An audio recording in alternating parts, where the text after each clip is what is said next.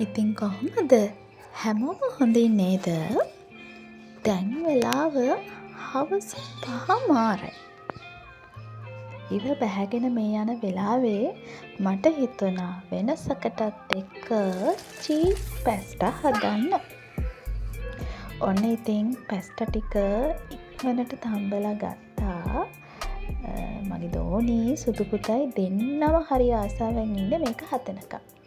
ඉතින් චිකන් ටිකක් අරගත්තා. මෙන්න මේ විදිහට අවශ්‍ය එළවලු ටික මම කලින්ම සූදානම් කරගත්තා.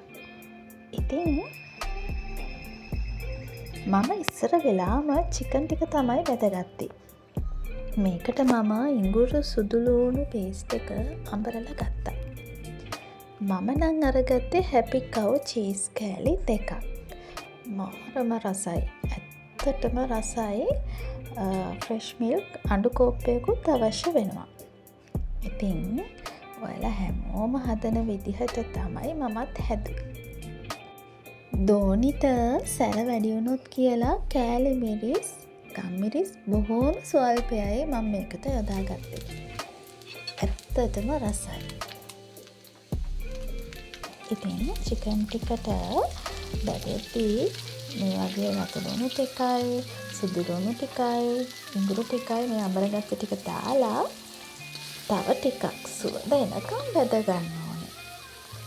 ඊට පස්සේ මං අර කලින් සූදානම් කරගත්ත එළවලු ටික සේරම දාගත්තා. හැබැයි එක දෙයක්. ලීක්ස් ටික නම් දාන්න ඕනේ අන්තිමට. නැත්තම් ඒකේ පාට වෙනස් වෙනවා.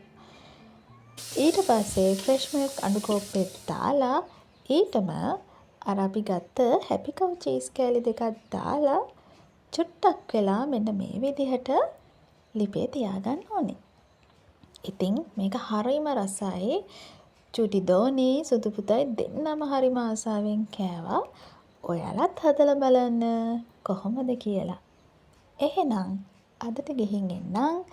ආයෙත් දවසක හමු වෙමු. එතකන් ඔයාලා හැමෝටම සුබ දවසක් වේවා.